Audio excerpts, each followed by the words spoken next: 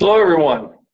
This is Bill Harris I'm talking. Have the opportunity to do a presentation on the omega-3 index and some of the latest information about omega-3 fatty acids. I'm going to be mostly doing this with slides, so I'll be sharing my screen. But at this point, I just want to welcome you to this Facebook Live program, and hope this is informative. Please feel free to send questions, and we will be happy to get back to you as soon as we can. Let me then bring up my presentation here, and I'll begin here. I, of course, live in South Dakota, the great state of South Dakota, and so we bring you greetings from the great faces, our four presidents. This is entitled Omega-3 Index 101. It's being done in conjunction with Natural Medicine Week and down in Australia. And so those of you who are viewing this live as a part of Natural Medicine Week, welcome. I hope this is helpful to you. Others will be able to see it later on as we archive it. So let's begin with an outline. The topics I'm going to cover are going to be the omega-3 index. What is it? What does it measure? How was the omega-3 index developed and offered to the public and the clinical community? It was about a decade ago. How you can get more omega-3, EPA DHA in your diet, how the omega-3 index actually relates to your risk for heart disease and brain health, and then why you should use the omega-3 index test, which should be obvious after we go through all this. So let's begin with what the omega-3 index is. This slide illustrates that the omega-3 index is a measure of the amount of EPA and DHA in red blood cell membranes. So here's a red blood cell, and the membrane is what's called a bilayer, and there's fatty acids, phospholipids actually, on the outside and on the inside. A phospholipid is a molecule that has two fatty acids attached to it. In this cartoon, there are 64 fatty acids of these hanging down things. 3 of them are omega-3 fatty acids in this case. So when we analyze this in the laboratory, we find that there's 64 fatty acids. 3 of them are omega-3. We do some pretty simple math. 3 out of 64 is 4.6%. So we would say the omega-3 index for this person is 4.6%. And again, it's presented as a percent of the total fatty acids in the membrane. So be looking for the use of the term percent when we talk about omega-3 index. Now, why do we want to use red blood cells instead of other tissues, instead of blood, or instead of plasma? We like red blood cells because they correlate very nicely. This is a study we did many years ago now, looking at the red blood cell EPA and DHA levels as a comparison to the omega-3 levels in the heart. And we found a very nice, strong correlation, which meant that the red blood cell is a good reflection of the omega-3 levels in the heart. The most important tissue is one of the most important tissues for omega-3s. And of course, we can't biopsy the heart, so we use something that's easily accessible, and that's the red blood cell. Another reason we use a red blood cell is because it has what we call low biological variability, or within person variability. If you measure the omega-3 index day after day after day, week after week in somebody, and they're not changing their background diet, then it should stay the same. What we did in this particular study, we took 20 healthy volunteers, and we actually just tested their plasma EPA DHA level and their red cell EPA DHA once a week for 6 weeks, and we asked them to make no other changes in their lifestyle. And what we found was the variability of the EPA DHA in plasma was considerably greater than it is in red blood cells. You can see how stable within person the red blood cell EPA DHA is, the omega-3 index, compared to plasma. So we calculated that the stability of the red cell was 4%, whole blood was 6.5%, but plasma was about 16% variability, so 4 times more variable in the plasma than in the red cell, which is why we like using the red blood cell. Just for perspective, I throw this in here. People are familiar with the metric called HSCRP, which is a inflammatory marker. Its within person variability is 46%. So the omega-3 index is 1/10 the variability of something as well known as CRP. So that's an introduction to what the omega-3 index is. How was it developed and offered? Here's how we developed it. Here's why we came up with the omega-3 index. This is data from 2 different studies that were published in 1995 on the left and 2002 on the right. Both of these studies were asking the question, is there a relationship between the red blood cell EPA DHA level, the omega-3 index, it wasn't called that then, but that's what we subsequently named it, and risk for primary cardiac arrest. Another term for primary cardiac arrest is sudden cardiac death. And in both of these studies, this was a cross-sectional study, this was a prospective study, meaning blood samples were collected at the time of a primary cardiac arrest. In this study, blood samples were collected before the primary cardiac arrest in this study. And in both cases, when we look at the relationship between risk for primary cardiac arrest or sudden cardiac death, in people who had the lowest omega-3 levels, and so that's the tall bar on the left-hand side, that's the risk that the people who had the lowest omega-3 levels had. The folks who had the highest omega-3 levels, and that's the smallest column here out to the right, their risk was 90% lower for primary cardiac arrest compared to the people who had the lowest levels. So it was this pair of studies really that prompted me and my colleague, Dr. Clemens von Schacke, a cardiologist and a longtime omega-3 researcher from Munich, who together with me came up with the idea of the omega-3 index and published in 2004 the idea that the omega-3 index ought to be considered a risk factor. In the paper that we published, we had to set a target value for the omega-3 index. If you're going to say something is a risk factor, then it's something can be used clinically, then you need to have a level that you strive to be at, or a level you strive to not have. And so we looked at the evidence that was present at that time, before 2004, and we came up with, based on all these studies, the people who had the lowest risk for heart disease in all of these studies had on average an omega-3 index of around 8%. So we set that as a target. We said under 4% is a place where you don't want to be. It's a low level. So we put it in this kind of a graphic. 8% to say 12% is really the sweet spot, we think, for best cardiovascular health for sure. There's an intermediate area where the risk is not as low as it is here, but it's better than being down here under 4%.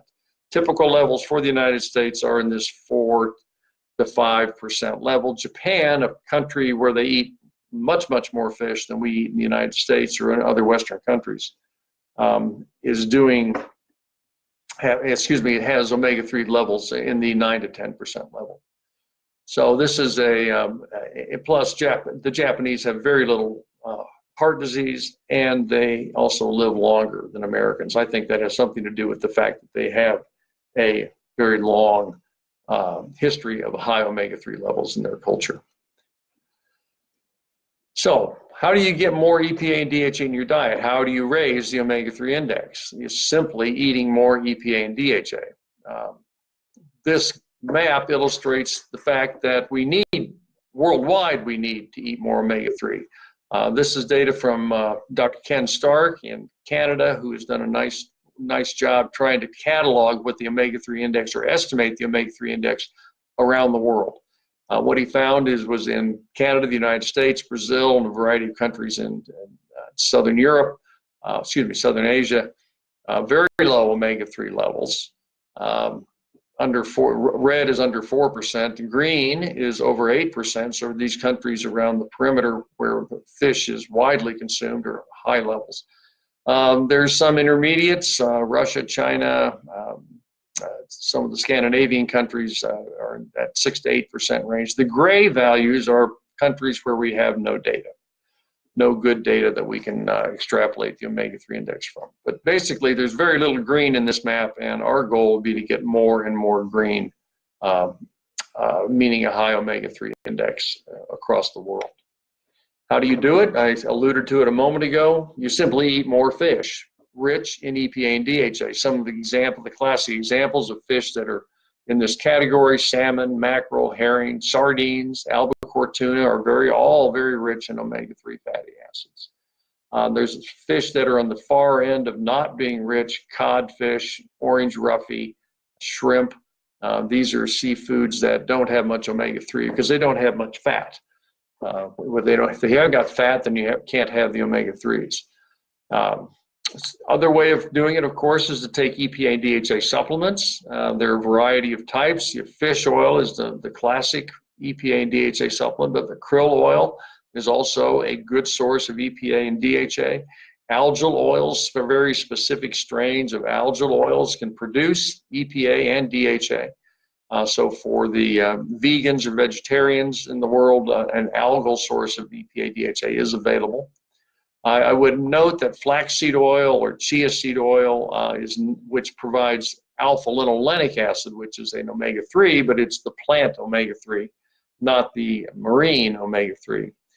These are not effective in raising the omega-3 index. So focus on fish, krill, algae, but not flaxseed. And the goal is to get roughly, very much depends on the person and where you're starting, 1,000 to 2,000 milligrams a day of EPA and DHA will move that omega-3 index up into a good zone. Here's a slide that is the result of a paper we've recently published from our group, looking at the question of how much fish and does one need to eat, and do you need to take a supplement, omega-3 supplement, to get an omega-3 index of 8?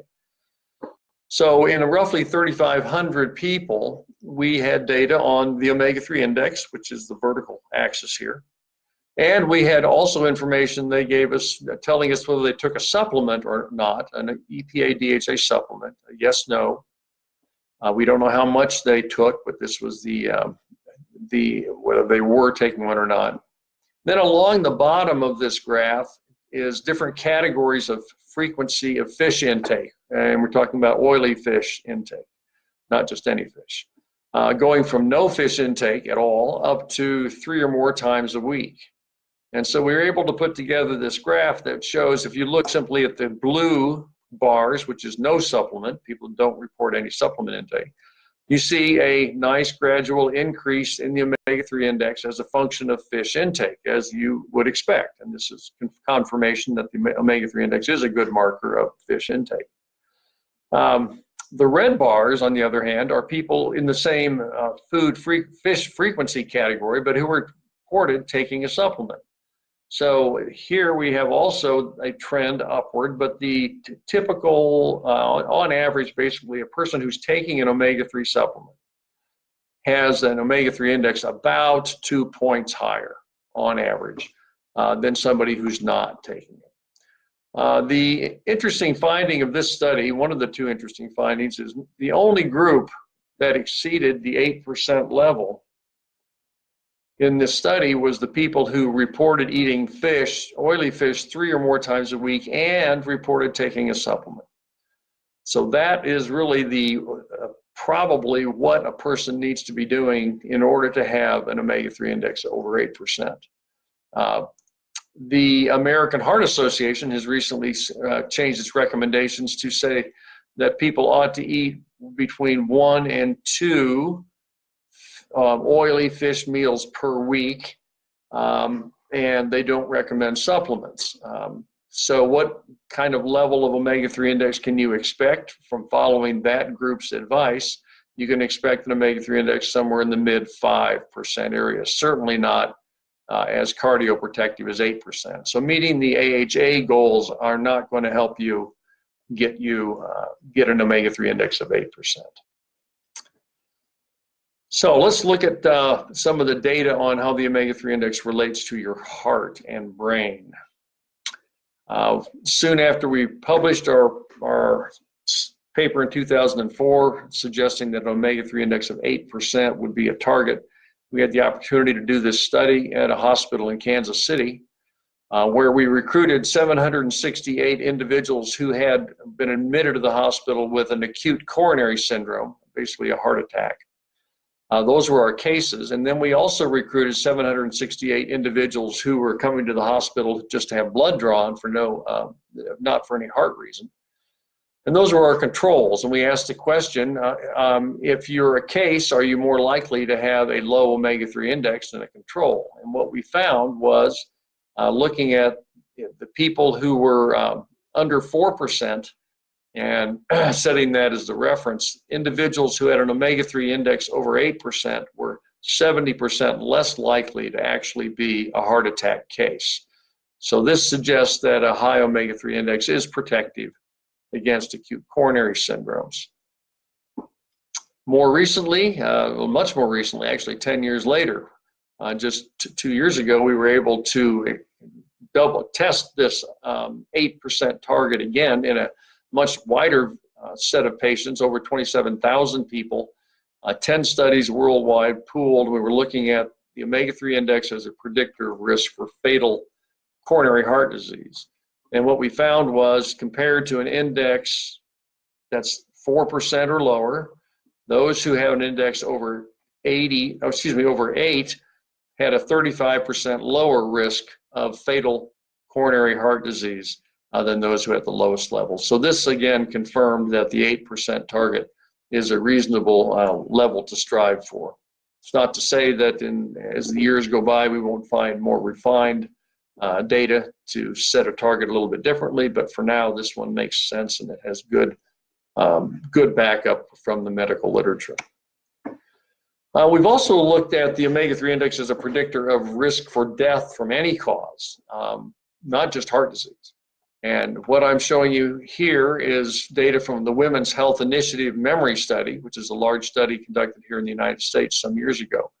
And we had the opportunity to measure the omega-3 index in these women and follow them over a 15-year period for death from any cause. And what we found was, compared to an omega-3 index under 4%, those women who had an omega-3 index over 8% actually are 31% less likely to die between age 70 and 85 than those people who had a low omega-3 index. So again, confirmation that 8% really is associated with better overall health, in this case actually just staying alive longer, which fits with the Japanese experience I mentioned earlier of having a longer lifespan in Japan.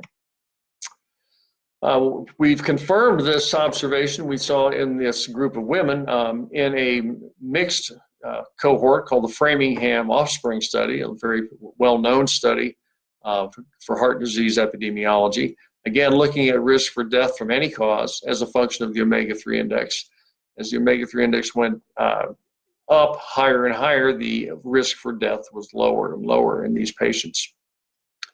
Interestingly, we were also able to swap out cholesterol as a risk predictor instead of the omega-3 index and ask whether the omega-3 index was any better at predicting who was going to die in the subsequent years than cholesterol. We found that actually cholesterol was not associated with risk in any significant way, risk for death.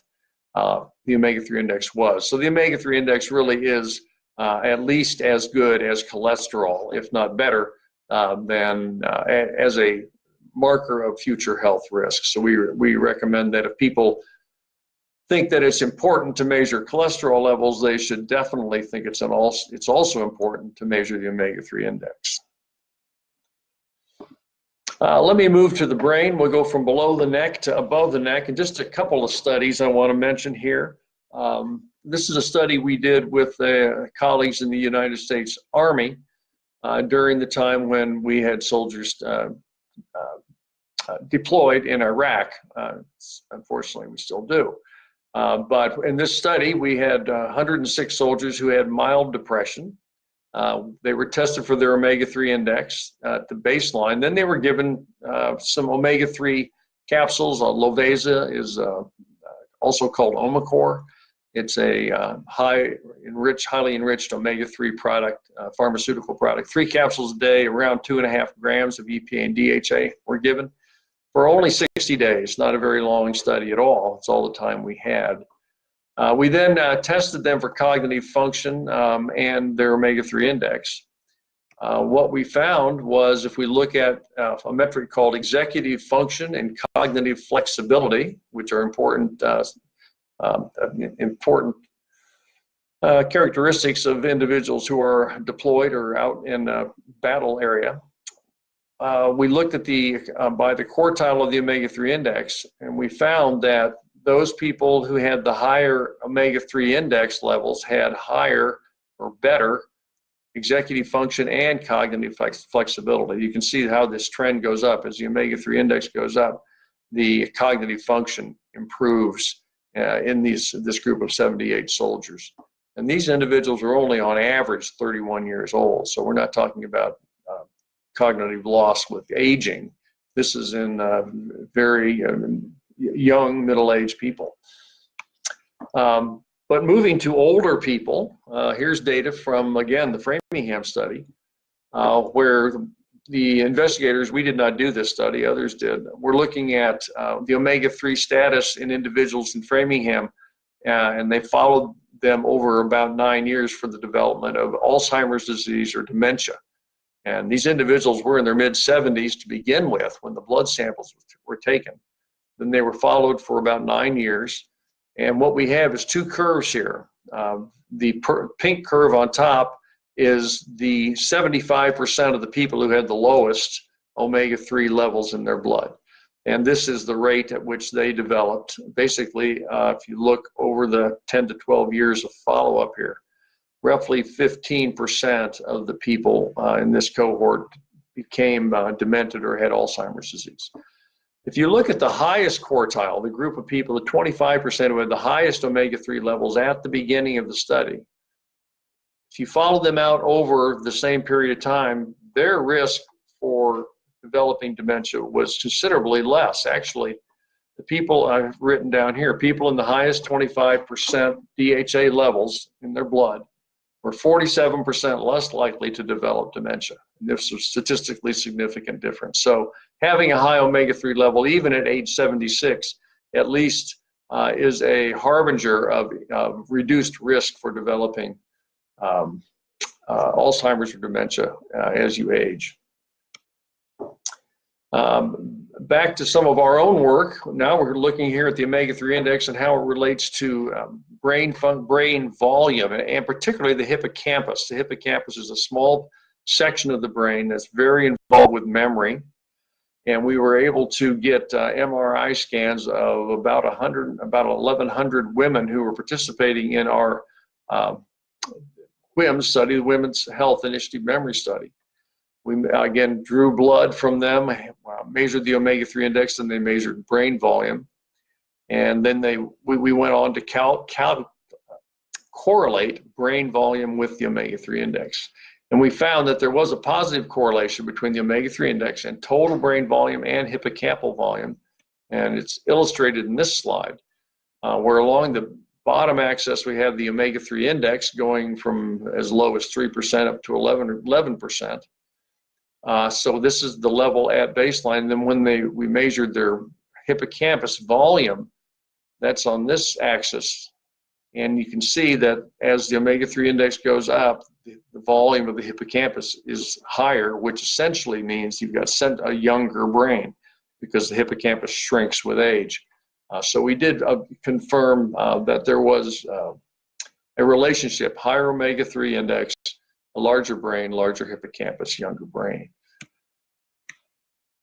Now I want to wrap up this presentation with a section called the 2018 trials. These are omega-3 and heart disease studies. These are major randomized trials that were just reported in the last half of 2018, and they are, I think, a game changer for omega-3. The first study is called ASCEND. I won't bother with the acronym, but basically it's a study that looked at the effects of omega-3 supplements on diabetics, in diabetics with the endpoint of coronary heart disease. So cardiovascular disease was the endpoint, but they studied patients with diabetes. There was roughly 15,000 people in this placebo-controlled trial. The second one I'll talk about is VITAL, which is a study that looked at omega-3 fatty acids and vitamin D for the prevention of cardiovascular disease and cancer. Now, this study was done not in people with known disease, but people free of known disease. So basically no heart disease, no cancer at baseline. So this is a primary prevention study. Roughly 26,000 people were involved with this study. Finally, REDUCE IT was a pharmaceutical company-driven study. The drug that was used is called Vascepa. It's an EPA only, an EPA ethyl ester product. And in this study, around 8,000 people with who were all on statins, which is a very important point. Everybody in this trial was on statin already, so they were getting good pharmacologic treatment for their high risk. They had slightly elevated blood triglyceride levels and some prior history of heart disease. So this is a secondary prevention trial. So I'll go through briefly the results of each one of these. In ASCEND, the diabetes trial, we look at the primary outcomes. We ask, is there an effect of being on the omega-3 fatty acids versus placebo?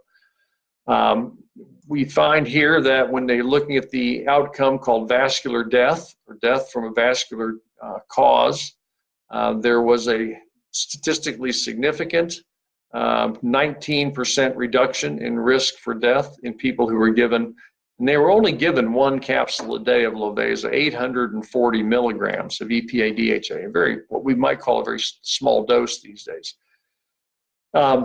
And still, there was a significant benefit observed on this very important endpoint in the ASCEND trial.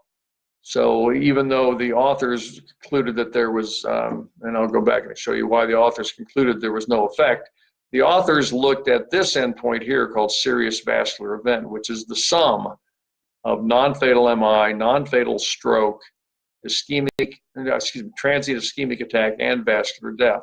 When you sum all these up, three of these four, there was no significant benefit of omega-3.